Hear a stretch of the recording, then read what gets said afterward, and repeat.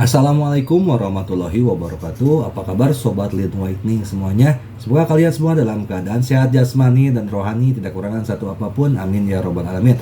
Oke, Mimin akan lanjutkan cerita Yechen-nya. Tanpa berlama-lama, kita lanjutkan saja ceritanya. Bab 1361. Kazuki Yamamoto mendengar apa yang disebut Yechen, dan bertanya dengan gugup, "Mungkinkah, bukankah kamu yang mengukirnya?" Yechen tersenyum dan berkata, "Apa yang kamu pikirkan? Biarkan aku memberikannya padamu. Apakah kamu mengukir, kamu juga pantas mendapatkannya." Setelah selesai berbicara, Yechen tersenyum main-main dan melanjutkan, "Saya mencari teman saya kali ini. Meskipun dia tidak bersekolah dan tingkat pendidikan sekolah dasar, dia tidak sama dengan 4 orang sakit di Asia Timur. Dia masih bisa menulis, dan aku akan memintanya untuk mengukirmu di dahimu sebesar mungkin untuk memastikan kepuasanmu." Kazuki Yamamoto sangat bingung, dan dia ingin mengatakan sesuatu pada saat ini. Staf panitia dia berlari dan berkata kepada Nanako Ito dan Kin Aoswe, "Kalian berdua kontestan? Kompetisi sudah dimulai, kedua lawan kalian sudah menunggu di atas ring. Harap luangkan waktu untuk pergi ke ring untuk berpartisipasi dalam kompetisi. Jika Anda masih berada di ring dalam 10 menit jika kami tidak berhasil ke lokasi kompetisi, kami akan menganggapnya sebagai pengabaian." Kin Aoswe pulih dari keterkejutannya, tampak pada Yechen, dan bertanya kepadanya, "Tuan Ye, haruskah saya pergi sendiri? Atau maukah Anda ikut dengan saya?" Yechen tersenyum dan berkata, "Saya datang ke sini hari ini untuk menonton pertandingan Anda. Tentu saja saya ingin pergi dengan Anda." Kin Aoswe memandang Kazuki Yamamoto yang terbaring di tanah, dan bertanya dengan suara rendah, "Tuan Ye, bagaimana dengan sisi ini? Apa yang harus saya lakukan, Ye?" Chen berkata sambil tersenyum, "Jangan khawatir tentang dia. Biarkan dia berbaring di sini. Maaf dia tidak bisa lepas dari telapak tanganku." Setelah berbicara, Ye Chen mengulurkan tangannya dan menepuk punggung Kin Aoswe dengan ringan, bertanya, "Kamu harus bermain dengan baik dalam permainan nanti, dan jangan mengecewakan saya." Kin Aoswe mengangguk dengan tergesa-gesa, "Monsieur, jangan khawatir, saya akan bekerja keras." Ye Chen tidak ada di sana, dan Yamamoto, yang terbaring di tanah, dan tangisan dan merah bermata Nanako Ito di sampingnya, berbalik dan berjalan keluar dari tempat istirahat bersama Kin Aoswe ke ring kompetisi. Nanako Ito sedang berdiri di samping Kazuki Yamamoto saat ini, dan bertanya dengan penuh perhatian, "Tuan, saya akan memanggil ambulans untuk membawa Anda ke rumah sakit sekarang." Kazuki Yamamoto melambaikan tangannya dengan tergesa-gesa, "Kompetisi akan segera dimulai. Kamu buru-buru ikut kompetisi? Jangan khawatirkan aku, jangan tunda kompetisimu karena aku." Kobayashi Jiro juga buru-buru berkata, "Ya, Nona Nanako. Jika Anda tidak mengikuti kompetisi, itu dapat dianggap sebagai abstain. Dalam hal ini, Anda akan kehilangan kesempatan untuk memenangkan kejuaraan." Ito Nanako berkata dengan penuh semangat. "Tapi saya tidak bisa pergi Tuan di sini sendirian. Dia sekarang ditutupi seluruh tubuh. Aku bahkan tidak bisa bergerak." Kazuki Yamamoto berseru, "Nanako, jangan khawatir tentang saya. Game ini sangat penting bagi Anda. Anda harus memenangkan kejuaraan." Ito bertanya memohon, "Tuan Kobayashi, bisakah Anda membawa tuannya kembali ke Jepang sekarang? Jangan biarkan master diukir di dahi oleh Tuan Ye tadi." Apa? Kobayashi Jiro mendengar ini kemudian, wajahnya menjadi pucat karena ketakutan. "Nona Nanako, apakah Anda ingin saya diam-diam mengambil Tuan Yamamoto kembali ke Jepang?" "Iya." Ito Nanako menggertakkan giginya dan berkata, "Apapun yang terjadi, aku tidak bisa membiarkan Tuan menderita penghinaan seperti itu. Bahkan jika itu adalah nama buruk yang tidak dapat mereka tanggung kehilangannya, mereka tidak bisa membiarkan mereka mengukir di dahi guru." Setelah dia selesai berbicara, dia melihat ke Kobayashi Jiro, dan dengan sungguh-sungguh memohon, "Tuan Kobayashi, tolong." Kazuki Yamamoto mendengar ini, "Saya langsung memiliki dorongan yang kuat di hati saya, memanfaatkan ketidakhadiran Ye Chen, lari cepat untuk menghindari dipermalukan, Bahkan jika saya tidak pernah datang ke Jinling atau China lagi, dan hidup dengan ekor terselip di Jepang, itu akan lebih baik daripada kembali ke Jepang dengan kata-kata orang sakit dari Asia Timur, terukir di dahi saya dan menjalani sisa hidup saya, hidup sengsara. Memikirkan hal ini, dia segera menatap Kobayashi Jiro dengan mata penuh harapan dan memohon, dan berkata, "Tuan Kobayashi, tolong bantu aku kali ini." Kobayashi Jiro terlihat sangat malu. Jika Nanako meminta dirinya untuk melakukan hal-hal lain, tentu saja dia akan berusaha sekuat tenaga untuk memenangkan hatinya. Namun, dia benar-benar membiarkan dirinya menyelundupkan Kazuki Yamamoto kembali ke Jepang dari bawah hidung Ye Chen. Bukankah ini membunuhku? Mereka tidak tahu betapa menakutkannya Ye Chen, dan mereka tidak tahu betapa kejamnya perilaku Ye Chen, tetapi mereka mengetahuinya dengan jelas. Saat itu, kakak tertua saya jatuh ke tangan Ye Chen di Jinling. Saat itu pesawat pribadi keluarga Kobayashi sedang berada di bandara Jinling. Selama kakak saya naik pesawat, dia bisa kabur dari Jinling dan kembali ke Tokyo. Tapi apa yang terjadi? Pesawat memang kembali ke Tokyo, tapi saudaranya tidak pernah kembali. Tidak hanya itu, keluarga Xiaolin juga kehilangan hampir 2 miliar dolar AS karena Ye Chen. Keluarga Kobayashi telah berada di Jepang selama beberapa dekade. Kapan mereka bertemu dengan bintang yang begitu jahat? Jadi, bahkan jika aku memukuli diriku sampai mati sekarang, aku tidak akan pernah berani menyinggung Ye Chen. Nanako Ito melihat wajah Kobayashi Jiro yang penuh rasa malu dan tetap diam. Jadi dia tidak bisa menahan diri untuk bertanya kepadanya, "Tuan Kobayashi, apakah Anda memiliki rahasia untuk disembunyikan?" Nanako Ito bertanya, "Tuan Xiaolin, jangan selalu jadi aku. Ceritakan dengan tepat apa yang terjadi." Jiro Kobayashi tersipu, menundukkan kepalanya dan bergumam, "Aku tidak mampu memprovokasi dia." Nanako Ito dan Kazuki Yamamoto terkejut. Mereka berdua tidak pernah bermimpi bahwa Kobayashi Jiro, yang sangat mencintai wajah, akan dengan jujur mengakui di depan mereka berdua bahwa dia tidak mampu menyinggung Ye Chen tadi. Menilai dari ekspresinya, dia sepertinya sangat takut pada Ye Chen, sangat ketakutan. Kobayashi Jiro tidak peduli dengan wajah saat ini, dia melanjutkan, "Sejujurnya, orang yang tidak berani saya ganggu di China atau bahkan dunia adalah Ye Chen ini. Saya telah menyelidiki beberapa perbuatan mulia orang ini, dan berkata sejujurnya, orang ini hanyalah iblis." Saat dia berbicara, dia mengeluarkan ponselnya, buru-buru menggali Douyin, menemukan pembicaraan silang antara Liu Guang dan Liu Ming dan putranya, dan berkata, "Lihat, ini bukan pertama kalinya ini pertama kalinya mengukir kata-kata di dahi orang lain. Ayah dan anak dalam video itu juga dihasut olehnya untuk mengukir kata-kata ini di dahi ayah dan anak itu." Nanako Ito dan Kazuki Yamamoto menonton videonya. Dengan tercengang ayah dan anak yang berbicara tentang persilangan di internet, melihat dahi keduanya, satu dengan ayah orang miskin, dan yang lainnya dengan ayah orang miskin. Penampilannya sederhana mengerikan.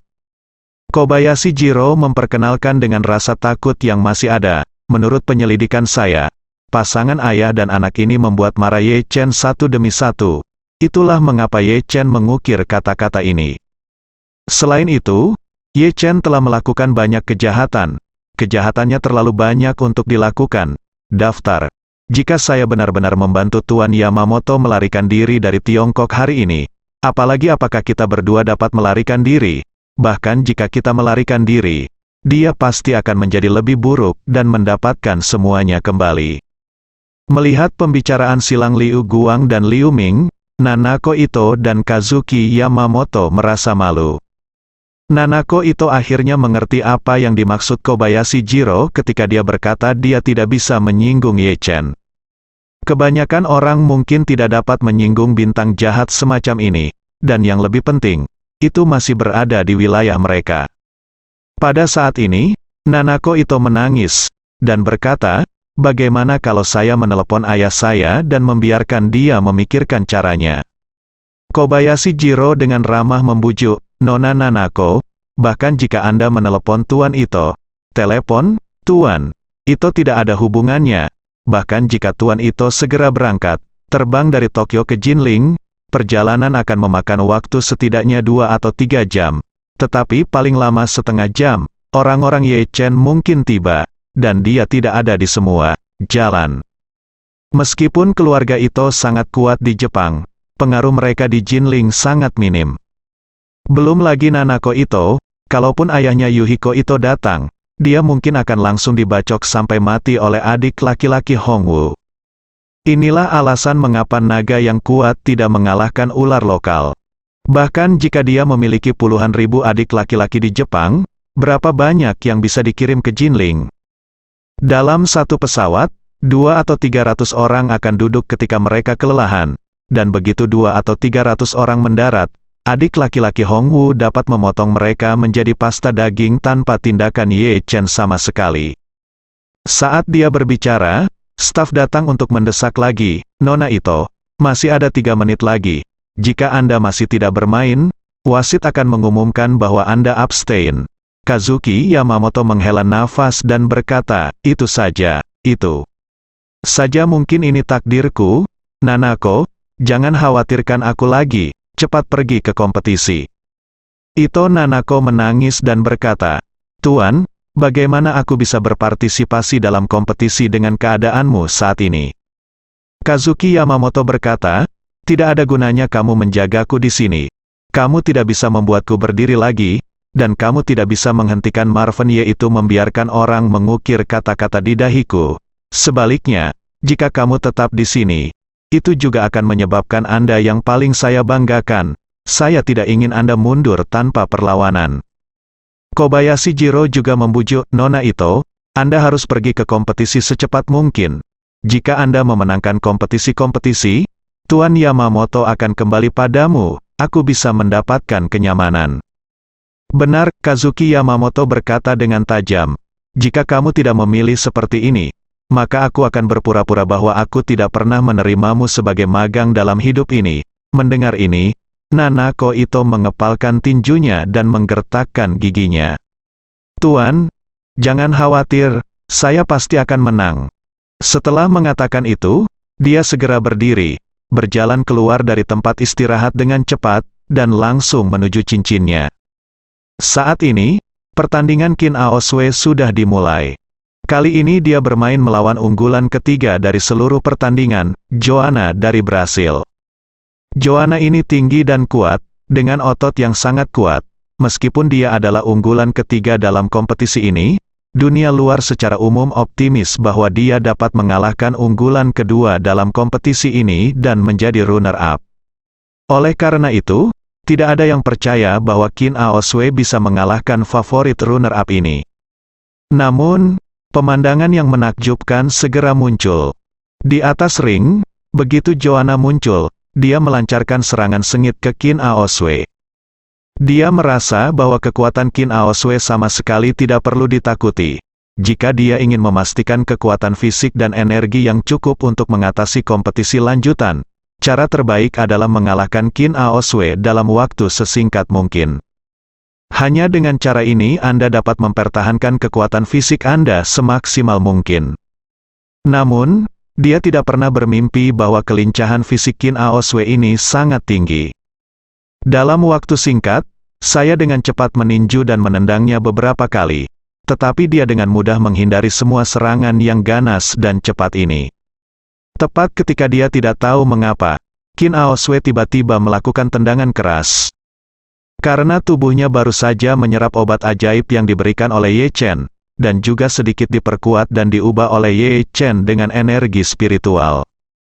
Jadi, kaki cambuknya sangat cepat dan kuat. Joanna sama sekali tidak memperhatikan tendangan Kin Aoswe, karena dia tahu kekuatan Kin Aoswe dan tahu bahwa Kin Aoswe tidak dapat menimbulkan terlalu banyak ancaman bagi dirinya sendiri. Jadi dia tanpa sadar mengulurkan tangannya untuk memblokirnya. Pada saat yang sama, dia sudah membuat rencana taktis jauh di dalam hatinya. Setelah memblokir kaki Kin Aoswe dengan kedua tangan, dia segera merentangkan kaki kanannya dan menendang lutut kanannya, selama dia berhasil dalam satu pukulan, diikuti oleh ekor naga di kaki kirinya, dia seharusnya bisa menjatuhkan Qin Aoswei jatuh dengan satu tendangan. Namun, apa yang tidak pernah dia bayangkan dalam mimpi terliarnya adalah bahwa tendangan cambuk Qin Aoswei sebenarnya mengandung kekuatan mengerikan yang belum pernah dilihat Joanna sebelumnya. Telapak tangan dan lengan Joanna langsung merasakan kekuatan besar menyerang, dan segera setelah ledakan, seluruh orang itu terbang terbalik dan terbang keluar dari ring. Penonton di tempat kejadian tercengang, tidak ada yang menyangka bahwa Qin Aoswei yang kurang dikenal menjatuhkan unggulan nomor 3 dari ring dengan satu pukulan. Apalagi saat ini, Joanna terluka parah, tergeletak di tanah di luar ring, dan gagal berdiri setelah beberapa kali mencoba. Pelatihnya bergegas maju, bertukar kata dengannya, dan kemudian langsung berkata kepada wasit, "Kami mengaku kalah." Akui kalah. Adegan itu bahkan lebih mengejutkan. Apakah ini melempar handuk? Semua orang belum pernah melihat pertandingan secepat ini. Qin Aoswei hanya melakukan satu gerakan, dan pertandingan berakhir.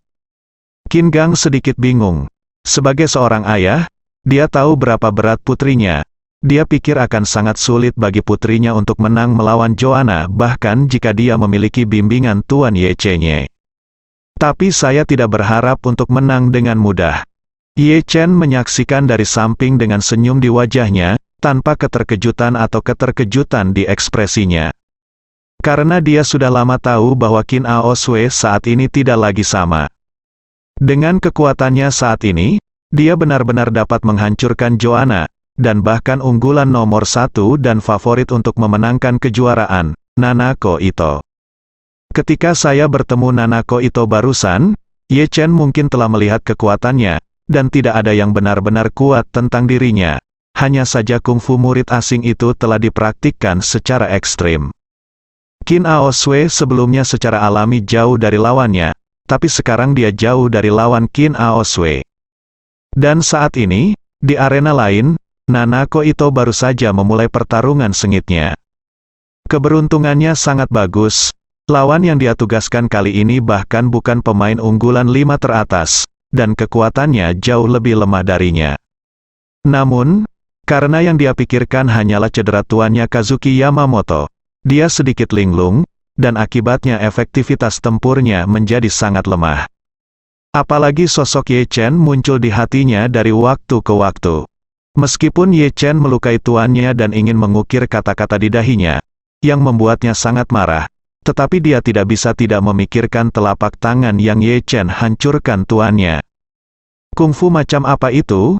Mengapa ada kekuatan yang begitu kuat dan sesat? Hanya karena dia terus memikirkan hal-hal di benaknya, Nanako Ito terpaksa mundur lagi dan lagi oleh lawannya. Saat ini, dia tidak lagi mengejar game ini sebelumnya. Karena dia menyadari bahwa dia telah berlatih seni bela diri selama bertahun-tahun, dan di depan master sejati, dia bahkan tidak bisa mengalahkan telapak tangan lawan yang ringan. Ini merupakan pukulan telak bagi kepercayaan dirinya. Faktanya, siapapun yang menghadapi hal semacam ini, mereka akan mengalami pukulan besar.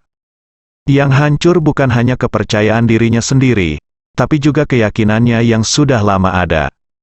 Untuk waktu yang lama, Nanako Ito merasa paling jauh 20 tahun lagi dari puncak seni bela diri. 20 tahun kemudian, saya pasti bisa tumbuh menjadi master seni bela diri top dunia, dan bahkan menjadi master seni bela diri seperti master saya Yamamoto Kazuki. Namun, barusan Ye Chen menyadarkannya bahwa master seni bela diri dalam pikirannya tidak lebih dari seekor semut di depan master sejati. Ternyata selama bertahun-tahun, saya telah duduk di dalam sumur dan memandangi langit. Baru sekarang dia menyadari bahwa dunia seni bela diri yang sebenarnya jauh di luar pengetahuannya sendiri. Dulu, saya berpikir bahwa dunia hanyalah dunia ini, dan jarak terjauh hanyalah dari satu ujung bumi ke ujung bumi yang lain. Namun hari ini dia menyadari bahwa ada tata surya, galaksi, dan bahkan seluruh alam semesta yang luas di luar bumi ini. Pada saat ini, dia tidak bisa tidak memikirkan pertanyaan lain. Berapa tahun yang dibutuhkannya untuk tumbuh menjadi pemain top sejati seperti Ye Chen? Memikirkan kembali telapak tangan yang ditampar Ye Chen, meskipun dia memukuli mentornya hingga lumpuh, dampak telapak tangan itu padanya di tingkat seni bela diri seperti kecemerlangan bulan yang cerah. Memikirkan hal ini, perhatiannya menjadi lebih lalai. Dan lawannya, memanfaatkan ketidaksiapannya, menyerang dan mencetak gol lagi dan lagi. Di game pertama, Nanako Ito sempat kesal dan kalah, membuat penonton heboh. Tidak ada yang menyangka Nanako Ito, pemain unggulan nomor 1 di kompetisi ini, akan kalah dari pemain tak dikenal di babak pertama 8 lawan 4. Saat wasit mengumumkan akhir babak pertama, para pemain di seberang bersorak gembira. Dia tidak pernah bermimpi bahwa game yang dia pikir akan kalah, tiba-tiba memenangkan game pertama. Sepertinya ada beberapa masalah dengan kondisi Nanako Ito hari ini, tapi ini adalah kesempatan besarnya. Saat Nanako Ito datang ke rest area di sebelah ring, otaknya masih dalam keadaan kesurupan. Menang atau kalah dalam permainan tidak lagi penting, karena imannya telah runtuh. Saat ini, asistennya Tanaka Koichi berkata dengan cemas, "Nona, kamu tidak boleh terlalu negatif, sekarang kamu telah memasuki babak sistem gugur. Jika kamu kalah dalam permainan ini, maka kompetisi ini akan berakhir baiklah, Ito Nanako." Tersenyum pahit, dan bergumam, "Tanaka-san, kamu juga telah melihat kekuatan menakutkan dari Tuan Ye itu. Dibandingkan dengan dia, jarak antara aku dan dia seperti kunang-kunang dan bulan yang cerah. Tahukah kamu bahwa ada yang tua pepatah Cina bagaimana cahaya kunang-kunang bersaing dengan bulan yang cerah?" Kemudian, dia menghela nafas pelan, kekuatannya seperti bulan terang di langit malam, dan aku hanyalah kunang-kunang di rerumputan liar. Koichi Tanaka juga memiliki ekspresi yang sangat emosional di wajahnya. Dia tidak tahu bagaimana meyakinkan dirinya sendiri, wanita tertua. Karena dia bisa mengerti mood wanita tertua saat ini. Kekuatan pemuda bermarga Ye itu benar-benar menakutkan. Yamamoto Kazuki adalah master tingkat harta nasional Jepang. Tetapi di bawah tangannya, dia tidak bisa menangani telapak tangan belaka. Semua semangat juang telah hilang. Belum lagi kompetisi kecil di depan kita. Bahkan Olimpiade pun sepertinya sudah suram. Bahkan apa yang disebut seni bela diri telah menjadi lelucon. Dia telah melayani Ito Nanako selama bertahun-tahun, dan saat ini dia tidak bisa tidak merasa sedih untuknya. Jadi dia tidak bisa tidak berkata, "Nona, jika Anda benar-benar kehilangan kepercayaan pada game ini, mari kita kembali ke Jepang." Ito Nanako buru-buru bertanya. "Tanaka-san, di mana tuanku? Bagaimana kabarnya sekarang?" Hiroshi Tanaka ragu-ragu dan berkata, "Beberapa pria baru saja datang ke sini, dan pria di kepala menggunakan pisau untuk mengukir dongya di dahi Tuan Yamamoto," kata orang sakit, dan kemudian Tuan Yamamoto ingin menggigit lidahnya untuk bunuh diri. Tetapi dia gagal, sehingga dia dikirim ke rumah sakit oleh Tuan Kobayashi. "Apa?" Nanako Ito terkejut, air mata menggenang di matanya, dan berkata, "Saya akan pergi ke rumah sakit untuk menemui Tuan, bawa saya ke sana sekarang." Hiroshi Tanaka mengangguk dan berkata, "Kalau begitu saya akan memberitahu tim wasit sekarang bahwa kita menyerah permainan." "Oke, pergi." Nanako Ito sudah sangat tidak sabar. Di matanya, Kazuki Yamamoto adalah mentornya, dan jika ada yang salah dengannya, dia tidak akan pernah bisa memaafkan dirinya sendiri dalam hidup ini. Lagi pula, dia datang ke China bersamanya demi dirinya sendiri. Jika bukan untuk dirinya sendiri, dia tidak akan pernah bertemu Ye Chen, apalagi kesengsaraan ini. Tepat ketika dia akan menyerah pada permainan dan bergegas ke rumah sakit untuk melihat mentornya, sebuah suara tenang tiba-tiba terdengar. "Karena kamu telah berpartisipasi dalam kompetisi, kamu harus menganggapnya serius. Bagaimana kamu bisa menyerah di tengah jalan?" Ito Nanako mengikuti prestise dan melihat Ye Chen, yang memiliki kekuatan menakutkan, berdiri di bawah panggung dan menatapnya tanpa ekspresi. Dia tiba-tiba panik. Dia tidak berharap Ye Chen menonton pertandingannya, dan dia tidak mengerti mengapa dia datang untuk menonton pertandingannya. Faktanya, Qin Aosue baru saja memenangkan kompetisi dengan satu gerakan. Jadi saat ini, dia sudah pergi ke ruang ganti untuk mandi dan berganti pakaian. Ye Chen tidak ada hubungannya, jadi dia berencana datang untuk menonton pertandingan Nanako Ito. Tapi dia tidak menyangka Nanako Ito kalah di babak pertama. Namun, dia juga bisa melihat bahwa Nanako Ito kalah di game pertama karena ada sesuatu yang dipikirkannya, sehingga dia tidak bisa berkonsentrasi pada game tersebut. Awalnya, dia mengira Nanako Ito akan dapat dengan cepat menyesuaikan keadaannya, dan kemudian mulai mendapatkan kembali situasinya dari ronde kedua. Namun ia tidak menyangka Nanako Ito akan kalah dalam permainan tersebut. Nanako Ito menatapnya, memikirkan mentornya yang mencoba menggigit lidahnya untuk bunuh diri. Ledakan kemarahan tiba-tiba melonjak di hatinya, ledakan kemarahan yang kuat. Dia menatap Ye Chen dengan marah, dan memarahi dengan keras, "Kamu penjahat. Mengapa kamu ingin memaksa mentorku selangkah demi selangkah? Apakah kamu benar-benar ingin dia mati sebelum kamu mau?" Ekspresi Ye Chen kosong kata dengan ekspresi, "Nona, saya pikir wajah dan temperamen Anda harus menjadi wanita terpelajar sejak usia muda. Dan Anda tampaknya bukan orang yang tidak masuk akal. Konflik antara tuan Anda Kazuki Yamamoto dan saya barusan. Anda melihat keseluruhannya proses. Saya harap Anda bertanya pada diri sendiri. Apakah saya memaksanya melakukan semua ini? Jika dia tidak harus begitu bangga dan percaya diri, jangan terlalu mendominasi, jangan terlalu sombong, dan jangan saya tidak mengambil inisiatif untuk menggunakan kata-kata orang sakit dari Asia Timur untuk menghinanya. Bagaimana saya bisa memiliki pengetahuan yang sama dengannya? Ada pepatah lama di China bahwa jalan yang benar di dunia adalah perubahan hidup. Mungkinkah di mata wanita sepertimu, hubungan antara tuan dan murid lebih penting daripada jalan yang benar di dunia? Menghadapi pertanyaan Ye Chen, Nanako Ito terdiam. Pertama melihat Ye Chen terdiam, dan kemudian tersipu malu. Dalam hal emosi dan alasan, apa yang dikatakan Ye Chen benar. Semuanya pada akhirnya karena tuannya meminta palu, dan Ye Chen tidak ada yang salah dengan itu. Nanako Ito, yang malu, hanya bisa dengan hormat tunduk pada Ye Chen. "Tuan Ye, saya impulsif. Maafkan saya."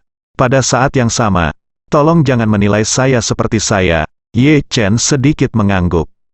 Sampai batas tertentu, dia juga lebih memahami Nanako Ito. Lagi pula, setiap orang bisa bersikap objektif dan adil jika bukan tentang kepentingannya sendiri, tetapi sulit untuk benar-benar objektif jika ingin benar-benar tertarik pada diri sendiri.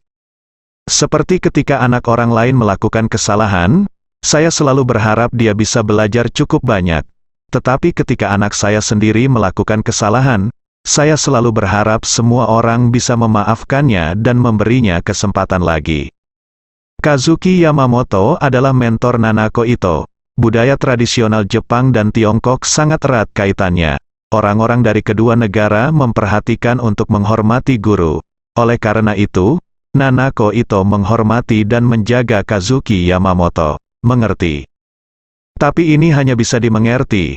Ye Chen dapat memahami suasana hatinya, tetapi dia tidak akan pernah mengubah pandangan dan keputusan apapun karena dia. Jadi, dia berkata dengan nada datar, "Nona Ito, karena Anda juga peserta dalam kompetisi ini, Anda harus menghormati kompetisi ini. Jangan pasif atau berhenti di tengah kompetisi. Jika tidak maka akan tidak menghormati seni bela diri." Ito Nanako berkata dengan sedih, "Tuan Ye, kekuatan yang mulia telah membuat saya menyadari apa itu seni bela diri yang sebenarnya. Dibandingkan dengan yang mulia, seni bela diri saya hanya pada level pemula. Dan bahkan pemula mungkin tidak dapat mempelajarinya seni bela diri. Jauh lebih buruk dari itu, bahkan lebih tidak tahu malu untuk terus berpartisipasi dalam kompetisi di depan yang mulia." Ye Chen menggelengkan kepalanya, seni bela diri bukan tentang bersaing dengan orang lain. Ini bukan hanya olahraga, tetapi juga semacam budaya dan semangat. Apakah orang dengan kemampuan lemah tidak memenuhi syarat untuk belajar seni bela diri? Karena level masuk Anda jauh lebih rendah dari saya, dapatkah Anda melepaskan kompetisi ini dengan ketenangan pikiran? Ye Chen berhenti sejenak, dan kemudian berkata dengan nada yang lebih serius, "Jika memang demikian, maka saya hanya dapat mengatakan bahwa Anda tidak menyukai seni bela diri. Seni sama sekali, Apa yang Anda sukai tidak lebih dari peringkat. Ketika Anda berpikir peringkat Anda tinggi, Anda menyukai seni bela diri yang dikhianati. Dalam analisis terakhir, Anda sama sekali bukan pejuang yang setia, Nanako Ito berseru dengan ekspresi tergesa-gesa. Tidak, bukan itu masalahnya, saya suka seni bela diri, saya juga seorang pejuang yang setia, saya hanya. Ye Chen bertanya dengan sengit, apa yang kamu hanya? Ito Nanako sangat gugup dengan pertanyaannya, dia langsung menundukkan kepalanya karena malu, menyerah dan terus membela diri. Dia berbisik, Tuan Ye, kamu benar, aku salah, aku seharusnya tidak menyerah pada permainan saat ini, seharusnya aku tidak mengkhianati seni bela diri saat ini. Ye Chen dia berkata, ayo berkompetisi dengan baik, semoga Aoswee bisa bertemu denganmu di final. Mata Ito Nanako tiba-tiba menjadi sangat bertekad, dan dia mengangguk dengan serius, saya tahu Tuan Ye, jangan khawatir, saya akan berjuang keras lain kali. Datanglah ke final, bersainglah dengan baik dengan murid master Anda. Ye Chen melambaikan tangannya.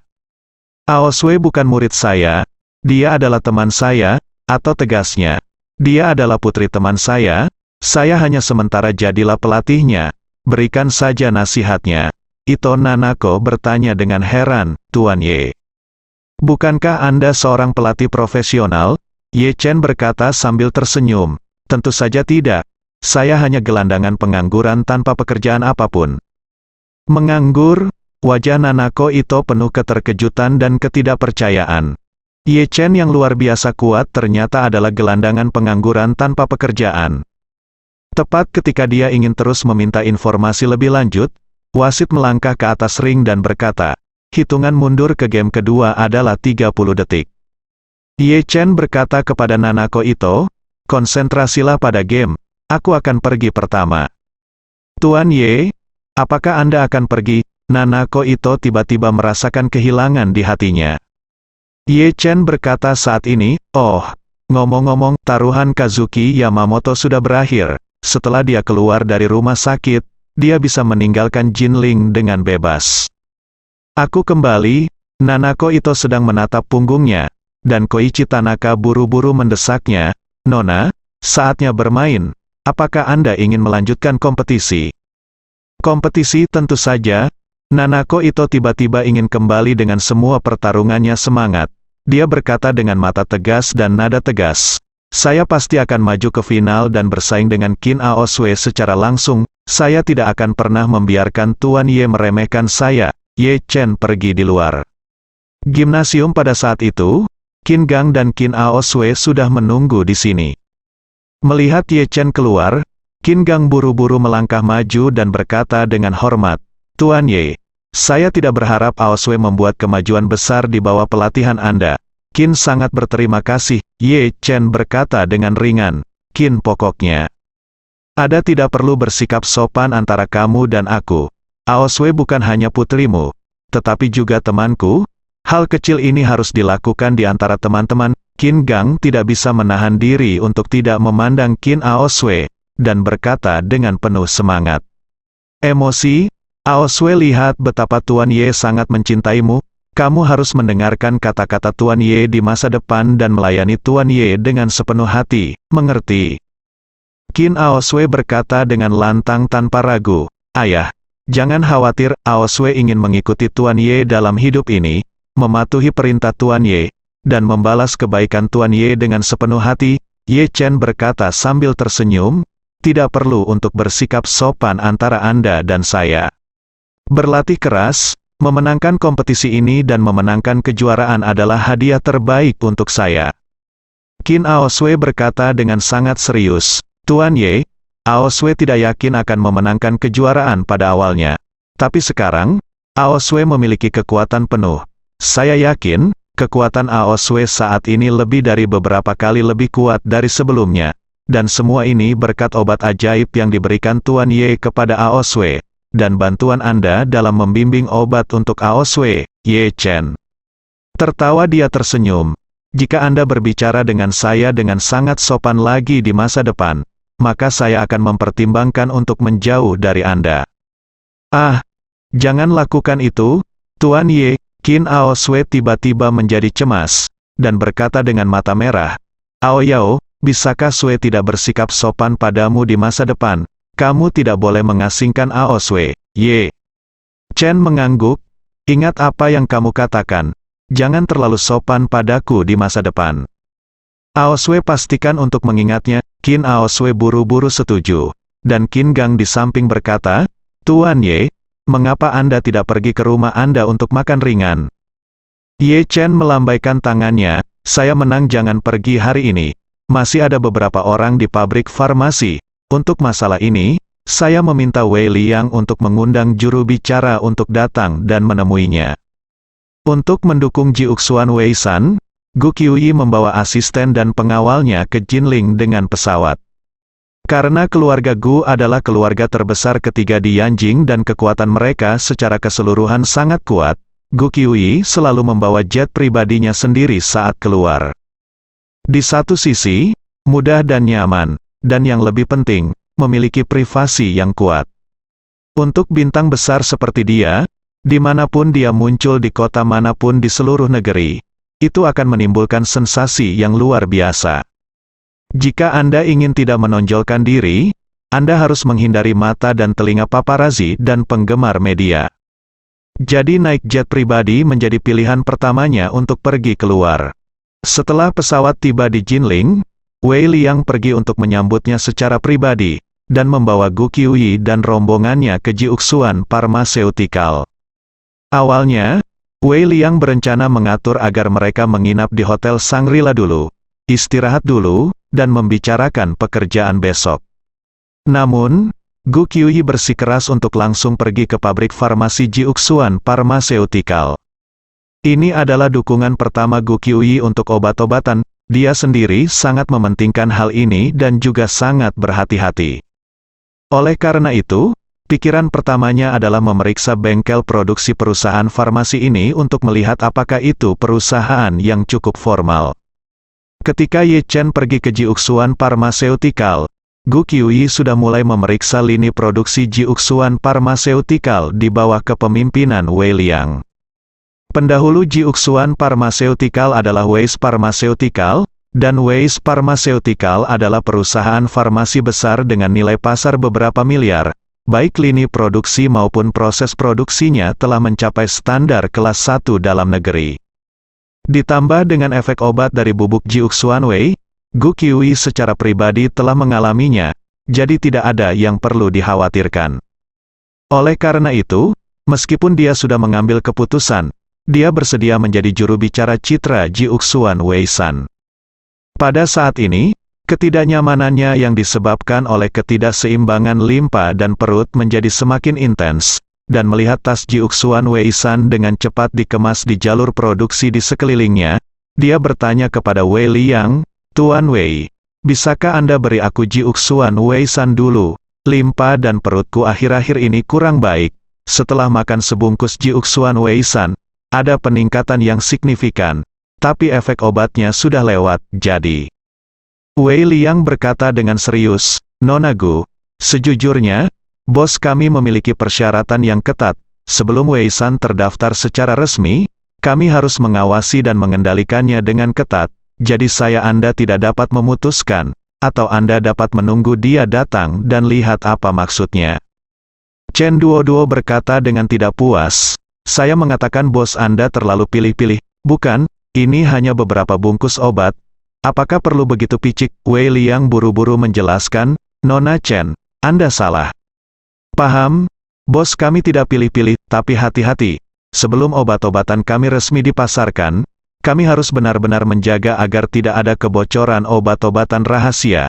Sekarang Jepang dan Korea Selatan serta perusahaan farmasi lain di Asia, mereka telah meniru dan menjiplak resep Tiongkok kuno di Tiongkok, yang telah membawa kerugian besar bagi pengobatan tradisional Tiongkok. Chen Duoduo mengerutkan kening dan bertanya, apakah bos Anda memiliki paranoia penganiayaan? Ini sudah abad ke-21. Dan undang-undang tentang paten sangat ketat. Selama obat-obatan Anda telah mengajukan paten, Anda tidak perlu khawatir tentang orang lain mencurinya, formula Anda.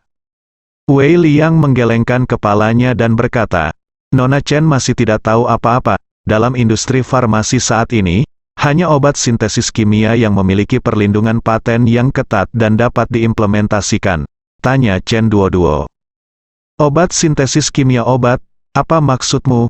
Wei Liang berkata, obat yang disintesis secara kimia memiliki persamaan molekul kimia yang ketat dan jelas, dan struktur kimianya juga sangat stabil. Misalnya, Glenin, obat khusus untuk mengobati leukemia, Imatinib Mesilet adalah salah satu obat khusus tumor terlaris di dunia yang diproduksi oleh Novartis, Swiss. Selama Novartis mengajukan hak paten untuk formula kimia ini, perusahaan lain manapun dapat memproduksi bahan kimia dengan komposisi produk yang sama, dianggap sebagai pelanggaran. Setelah jeda, Wei Liang melanjutkan, namun, obat tradisional Tiongkok itu sendiri bukanlah produk kimia. Itu adalah berbagai jenis obat paten Tiongkok, yang dicocokkan dalam proporsi tertentu untuk dibuat, sulit untuk diterapkan untuk paten formula ini, dan juga sulit untuk dilindungi secara efektif oleh undang-undang paten, dan bahkan sulit untuk menuntut orang lain atas pelanggaran. Misalnya, semua orang tahu Banlangen granules kan, dan sukrosa. Bagaimana formula ini bisa dipatenkan? Selama formulanya bocor, orang biasa bisa membuatnya di rumah selama mereka mendapatkan formulanya. Perusahaan farmasi tidak bisa membawa orang biasa ini ke pengadilan, bukan? Chen Duoduo berkata, bahkan jika orang biasa tidak dapat menuntut pelanggaran, setidaknya perusahaan farmasi selalu dapat menuntut pelanggaran, bukan? Wei Liang menggelengkan kepalanya dan berkata, Nona Chen, pemikiran Anda terlalu sederhana, sangat sulit untuk diterapkan untuk paten. Misalnya, beras adalah makanan pokok di hampir seluruh Asia. Jika suatu saat penelitian menunjukkan bahwa beras dapat digunakan untuk mengobati penyakit tertentu, maka sebuah perusahaan farmasi akan menggunakan beras tersebut untuk mengajukan hak paten. Organisasi paten internasional tidak mungkin menyetujuinya. Selain itu, meskipun formulanya rumit, meski bisa mengajukan paten, peluang untuk dibobol oleh pesaing sangat tinggi. Ambil contoh formula dehumidifikasi.